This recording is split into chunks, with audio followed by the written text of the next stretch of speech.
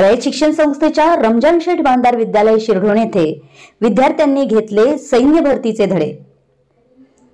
आज आनंददायी शनिवार तसेच गुरुकुल उपक्रमांतर्गत शिरढोण गावचे सुपुत्र तसेच भारतीय सैन्य दलात हवालदार क्लर्क पदावर कार्यरत असणारे मान्य श्री लक्ष्मीकांत सूर्यवंशी यांनी विद्यार्थ्यांना संपूर्ण मार्गदर्शन केलं।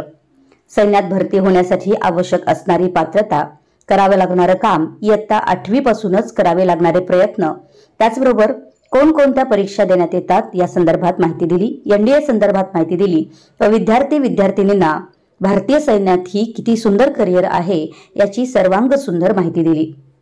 विद्यार्थ्यांच्या विविध प्रश्नांना उत्तर देत असताना त्यांनी भारतीय सैन्याबद्दल अभिमान व्यक्त केला।